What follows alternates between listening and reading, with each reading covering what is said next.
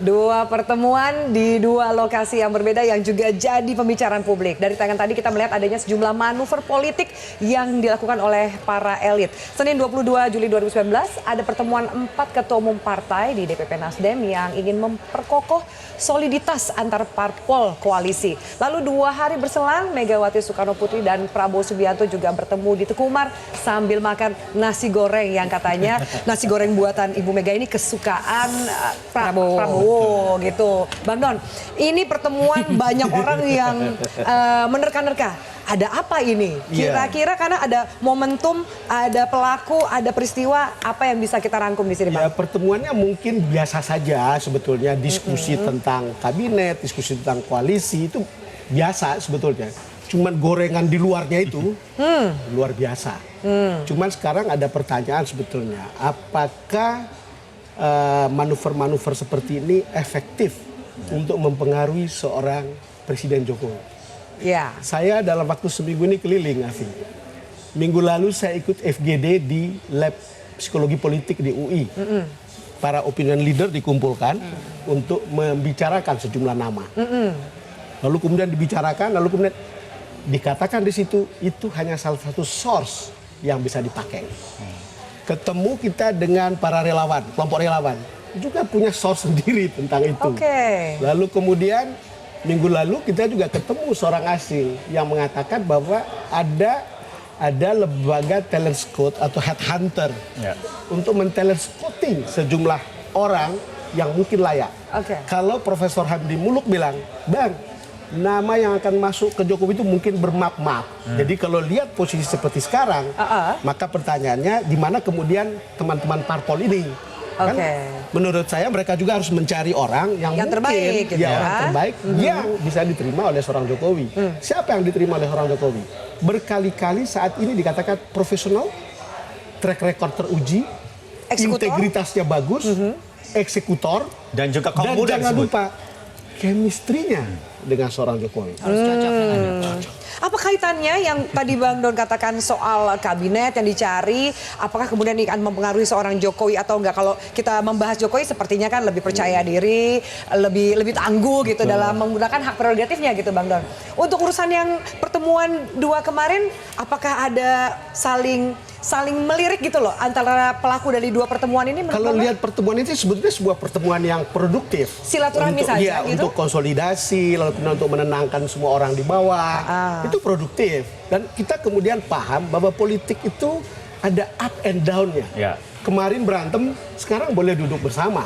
Kita tahu secara ideologis mungkin mereka berbeda. Tapi begitu bicara kepentingan, sometimes itu menjadi sangat pragmatis, kita boleh duduk. Kalau kemudian panas lagi, kalau kemudian tidak ketemu soal pragmatisme ini yang kerap kali muncul, paling tidak ini jadi musiman, Bang, 5 tahun sekali. Tetapi ini sekali lagi seru dan menariknya dinamika politik yang kita baca. Soal pragmatisme itu selalu muncul dan orang-orang suka lupa, Bang. Karena menjadi partisan itu kadang pakai baper, Bang, bawa perasaan. Ini banyak yang kemudian pada timbul menafsirkannya beda-beda. Malah sampai hati, pakai hati begitu kan. Jadi sebenarnya dalam politik pesannya jangan terlalu baper. Nah, mungkin kemarin juga banyak, mungkin saya nggak bilang yang nggak diundang ya, karena acaranya katanya spontanitas gitu.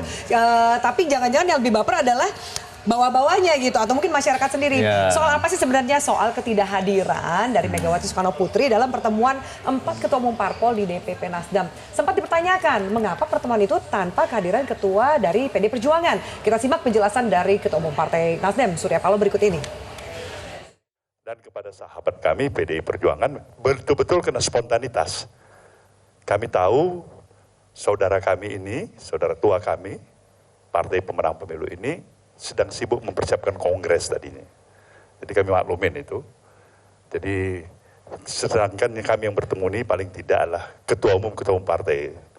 Jadi bukan dengan segala rasa hormat pasti, kalaupun atas kehadiran kami bisa bayangkan yang paling in charge tentunya ketua umum partai. Nah kami sadar Ibu Mega pasti sibuk sekali saat ini. Ya. Jadi kami ambil saja kesepakatan tadi ya kita melaluin aja. Nanti kita cari waktu duduk lagi sama Mbak Mega, 5 orang barangkali semua ketua umum juga akan, harapan kami punya perspektif dan referensi yang sama. Oke, yang bisa ditangkap sebenarnya dari penjelasan dari Ketua Umum Partai Nasdem Surya Paloh bahwa pertemuan ini spontanitas dan nanti kita akan cari waktu duduk lagi dengan Mbak Mega. Tapi semua bertanya, apa sih kemudian jawaban dari Megawati Soekarno Putri terkait ketidakhadirannya dalam pertemuan 4 Ketua Umum Parpol di DPP Nasdem? Kita simak berikut ini. Kan ada pertemuan di tempatnya abang saya, Pak Surya Paloh, yang saya ditanya kenapa kok ibu ndak ada wakil dari PDI Perjuangan.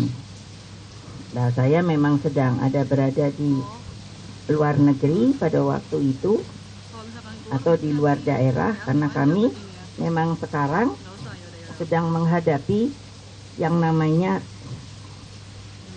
rapat kerja daerah, rapat kerja cabang untuk penyelenggaraan pada Kongres Partai Demokrasi Indonesia Perjuangan yang akan diadakan pada tanggal 8 sampai 11 Agustus. Nah, ini semuanya tolong ditulis ya, supaya enggak mau tuh goreng-goreng. Relax saja lah di negeri. Nah, benar kan, relax saja, jangan Tolong harap ditulis ya, jangan digoreng-goreng, relax saja lah. Ya, ini menarik karena gimana? Pernyataan Bang Surya sebagai Ketua Umum Nasdem, lalu kemudian jawaban Dari Bu Mega. tanggapan dari Bu Mega itu memperlihatkan itu sesuatu yang inline, yang memperlihatkan Nggak ada apa-apa tetap yang solid gimana dan gitu nggak ada ya. apa-apa, tidak perlu ada spekulasi-spekulasi yang ada di luar. Dan memang tidak seharusnya begitu. Cuman memang selalu menjadi pertanyaan, kan selama ini kan bikin ada problem. Katanya mau nambah orang di koalisi atau tidak. Ya saya rasa orang yang berkeringat juga pasti akan merasa bahwa kalau sudah besar nggak perlulah. Kan kira-kira begitu kan? 60,3% di legislatif. Itu sebuah pertanyaan yang juga wajar. Dan juga sebuah appeal yang juga dianggap wajar sejauh ini kan.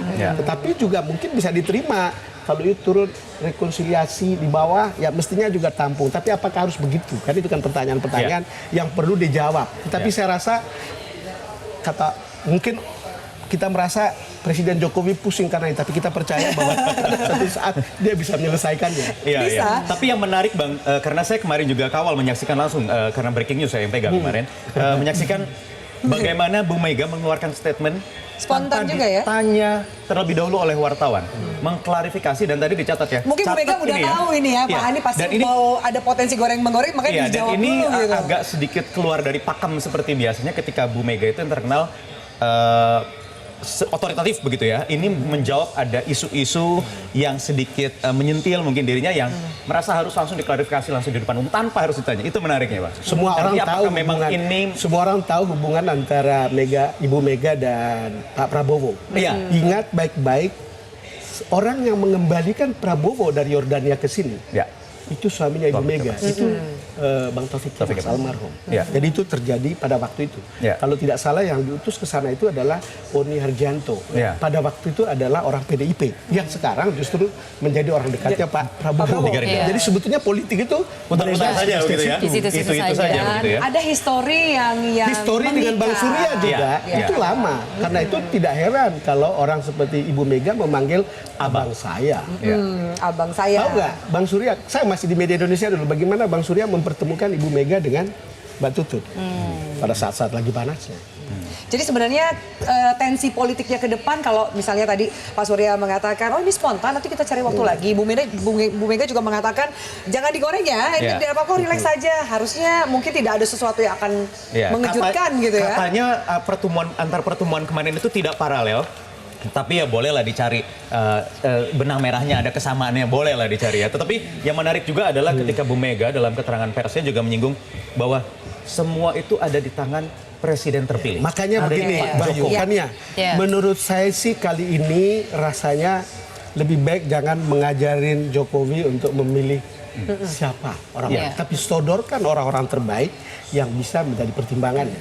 Jokowi sudah sangat berpengalaman. Sebagai panggung politik tentunya ini menarik untuk diamati, ada aksi, reaksi, apakah memang ada aksi dan reaksi begitu, apakah ini memang balas saling menanggapi gitu ya. Ini lagi kirim sinyal, tapi yang pasti dalam politik itu kan diketahui ada gium yang mengatakan bahwa tidak ada kawan, tidak ada lawan yang abadi, yang ada hanyalah kepentingan. Nah, kepentingan ini yang harus kita lihat begitu. Jadi ini adalah lembaran baru melihat bahwa kepentingannya ini bukan untuk Pilpres 2019 lagi. Jadi itu sudah lewat, kepentingannya adalah ke depan. Kepentingan kabinet, kepentingan parlementer, bahkan sampai dengan 2024 sudah mulai disebut-sebut, digoreng-goreng ya. Saling kirim sinyal, kita berharap ditangkap dengan baik dan semoga frekuensinya baik gitu ya. Nah, kita akan lanjutkan. Salah satu yang juga sempat viral adalah penangkapan selebriti yang terkait dengan narkoba. Dan pemirsa, kami akan wawancarai langsung, salah satunya adalah aktor Jeffrey Nicole. Usai jeda berikut ini, tetaplah bersama kami.